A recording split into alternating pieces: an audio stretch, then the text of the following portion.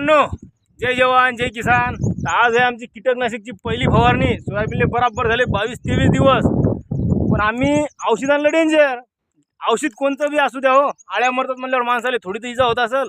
पण मी अशी काळजी घेतली मित्रांनो, हे जरी बाहेरचे असतील समजा, पण मी यायला आपला जीव समजतो. मित्रांनो थोडा रे एकदा हे आहे मित्रांनो पावडर, स्टँडर्ड पावडर एकदम.